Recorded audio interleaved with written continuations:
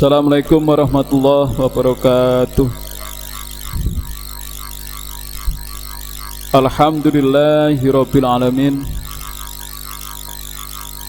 Alhamdulillahilladzi arsala rasulahu bil huda waddinil haq liyudhhirahu 'ala dini kulli walau karihal kafirun. Asyhadu an la ilaha illallah wa asyhadu anna Muhammadan abduhu wa rasuluh. Allahumma salli wa sallim ala sayyidina Muhammad wa ala alihi wa sahbihi ajma'in, amma ba'du. Raditu billahi rabba wa bil islam madina wa bi Muhammadin nabiyya wa rasulah. Rabbi zidni ilma warzuqni fahma. Jamaah salat subuh rahimakumullah. Mari kita teruskan taklim kita masih tentang fadilah salat. Hadis yang ketiga, Bismillahirrahmanirrahim. An Abi Hurairah radhiyallahu anhu qala sami'tu Rasulullah sallallahu alaihi wasallam yaqul inna awwala ma yuhasabu bihil 'abdu yawmal qiyamah min 'amalihi salatuhu fa in saluhat faqad aflaha wa anjaha wa in fasadat faqad khaba wa khasya fa innim taqassa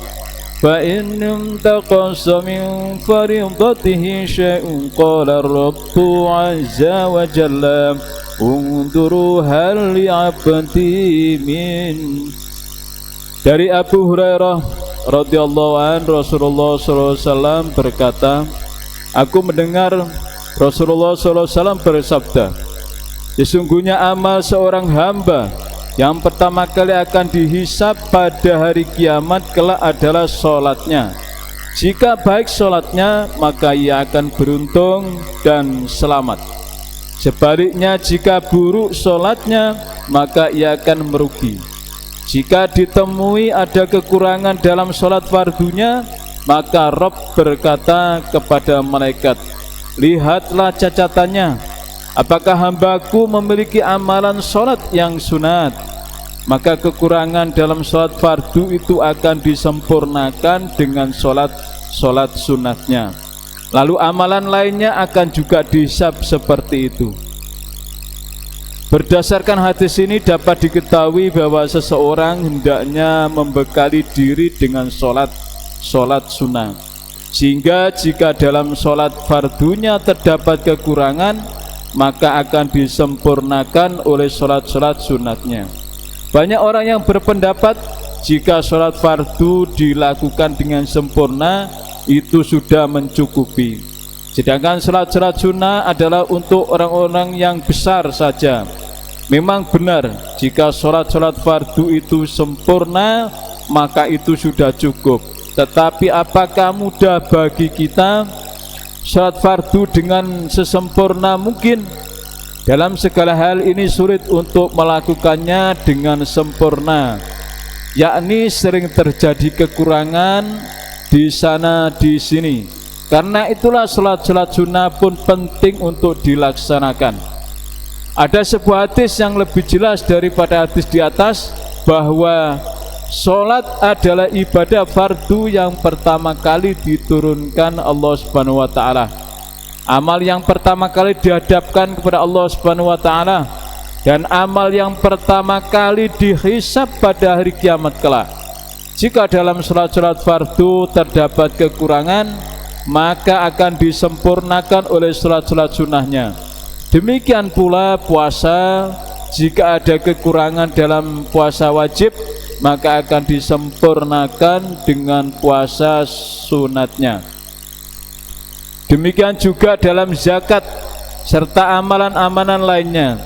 Jika ternyata setelah ditambah dengan amalan sunnah dan ditimbang pahalanya menjadi berat, maka ia akan masuk surga dengan gembira dan tersenyum. Jika tidak, ia akan dilemparkan ke neraka jahanam. Itulah sebabnya apabila ada orang yang baru masuk Islam, maka yang pertama kali diajarkan oleh Nabi Allah Muhammad SAW adalah sholat. Hadis yang keempat, an Abdullah bin Qurti radhiyallahu anhu qala Rasulullah sallallahu alaihi wasallam awwalu ma yuhasabu bil 'abdu yaumal qiyamah as-salatu fa in saluhat faluha sa'iru 'amali wa in fasadat fasada sa'iru 'amali. Dari Abdullah bin Qurt radhiyallahu an, bersabda Rasulullah sallallahu alaihi wasallam, pertama kali yang akan dihisab pada diri seseorang hamba pada hari kiamat kelak adalah sholatnya. Apabila baik sholatnya, maka baiklah seluruh amalannya, dan apabila buruk sholatnya, maka buruklah seluruh amalannya. Pada masa Khalifah Umar bin Khattab radhiyallahu an, ia mengeluarkan pengumuman ke seluruh penjuru, sesungguhnya yang paling aku pentingkan di antara semuanya adalah sholat. Jika seseorang menjaga sholatnya dengan penuh perhatian, maka ia akan menjaga agama ini dengan amalan lainnya dengan penuh perhatian. Dan jika ia melalaikan sholatnya, maka ia akan melalaikan bagian yaitu agama ini dengan yang lain. Hadis di atas akan pengumuman yang dikatakan Umar radhiyallahu an pada hari lahirnya sama dengan hadis lain yang menyatakan bahwa setan selalu takut kepada seseorang selama ia menjaga dan menyempurnakan sholatnya. Tetapi ketika ia mengabaikan sholatnya, maka dengan cepat setan akan berani kepadanya dan ia akan disesatkan, lalu diperdaya hingga terjerumus ke dalam dosa-dosa yang besar. Inilah maksud firman Allah Subhanahu wa taala, inna sholata tanha 'anil fakhsya'i wal munkar. Sesungguhnya salat itu mencegah dari perbuatan keji dan mungkar. Quran surat Al-Ankabut ayat 45. Hadis yang kelima, an Abdullah bin Abi Qatadah an Abi radhiyallahu an qala Rasulullah sallallahu alaihi wasallam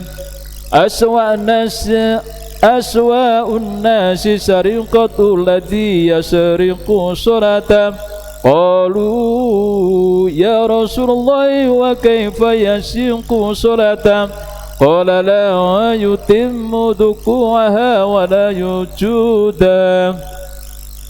Dari Abdullah bin Abi Qatadah radhiyallahu an, dari ayahnya radhiyallahu an, Rasulullah Muhammad sallallahu alaihi wasallam bersabda, seburuk-buruk pencuri ialah seseorang yang mencuri sholatnya. Sahabat bertanya, ya Rasulullah, bagaimana ia mencuri sholatnya? Bila pun menjawab, ia tidak menyempurnakan rukuk dan sujudnya. Masalah di atas juga disebutkan dalam banyak hadis. Pertama, hendaknya diperhatikan bahwa mencuri adalah perbuatan yang hina, dan orang yang mencuri akan dipandang hina oleh orang-orang lain. Namun pencuri yang buruk adalah mereka yang tidak menyempurnakan rukuk dan sujudnya ketika saat sholat. Abu Darda radhiyallahu an berkata, Rasulullah Muhammad SAW pernah memandang ke langit lalu bersabda, sekarang adalah waktunya ilmu akan dicabut dari dunia. Sahabat Ziyad radhiyallahu an bertanya, bagaimana ilmu akan dicabut sedangkan kita masih membaca Al-Quran dan kami juga mengajarkan Al-Quran kepada anak-anak kami, dan hal ini akan terus kami lakukan. Nabi Allah Muhammad SAW bersabda, wahai Ziyad, aku selalu menganggapmu sebagai orang bijak. Kaum Yahudi dan Nasrani juga mengajarkan Taurat dan Injil. Apakah hal itu memberikan faedah bagi mereka? Setelah mendengar hadis ini, seorang murid Abu Darda radhiyallahu an pergi kepada sahabat lainnya, yaitu Ubadah radhiyallahu an, lalu membaca hadis tersebut. Abu Ubadah dan Abu Darda pun tersebut kepadanya disampaikan kepada Ubadah dan berkata, Abu Darda benar. Maukah aku beritahu yang pertama kali akan dicabut dari dunia yang fana ini? Yang pertama kali akan dicabut adalah kekhusyuan di dalam solat. Kelak engkau akan melihat di dalam suatu masjid yang besar, lalu tidak ada seorang pun yang khusyuk di dalam solatnya. Dari Huzaifah radhiyallahu an, yang dikenal sebagai penyimpan rahasia Nabi Allah Muhammad SAW pun juga bersabda, yang pertama kali akan dicabut ialah kekhusyuan di dalam solat. Sebuah hadis juga menyatakan bahwa Allah tidak memperdulikan solat seseorang yang tidak menyempurnakan ruku dan sujudnya. Hadis lainnya juga menyebutkan ada seseorang yang solat selama 40 tahun tetapi tidak ada satu pun solatnya yang diterima oleh Allah Subhanahu wa ta'ala, sedangkan kadangkala dalam solatnya rukuknya sempurna tapi sujudnya tidak sempurna. Ada juga sujudnya sempurna tapi rukuknya tidak sempurna. Syekh Muhajjadid Al-Fithani radhiyallahu anhu menulis dalam kitabnya tentang pentingnya khusyuk di dalam solat. Ia menegaskan di bagian besar kitabnya, salah satu di antaranya adalah kitab ringkasannya, bahwa kita wajib memperhatikan masalah merapatkan jari-jari tangan ketika sujud dan merenggangkan ketika rukuk. Aturan syariat merapatkan dan merenggangkan jari dalam sholat bukannya tidak ada manfaatnya, bahkan sangat penting untuk memperhatikan adab-adab yang seolah-olah sepele ini. Ia menuliskan bahwa membuka pandangan ketika berdiri ke tempat sujud, ketika rukuk ke kaki, ketika sujud ke hidung, dan ketika duduk jari pun, semua ini disebabkan kekhusyuan dalam sholat dan mudah untuk mendapatkan ketawajuhan atau tawadu, kekhusyuan. Jika aturan yang sepele ini saja bermanfaat bagi kita, bagaimana dengan aturan-aturan sunnah-sunnah yang lain? Penting bagi kita untuk melaksanakan dan manfaatnya pun sangat besar. Alhamdulillah, itulah yang kita kaji bersama dan kita pelajari. Mudah-mudahan kita senantiasa bisa mengamalkannya dan menyampaikan kepada saudara-saudara kita. Subhanakallahumma wa bihamdika asyhadu an la ilaha illa anta astaghfiruka wa atubu ilaik. Assalamualaikum warahmatullahi wabarakatuh.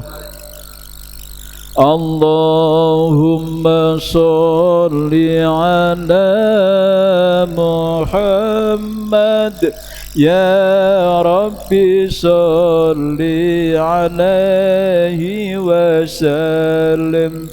Allahumma sholli ala Muhammad ya Rabbi sholli alaihi wasallim.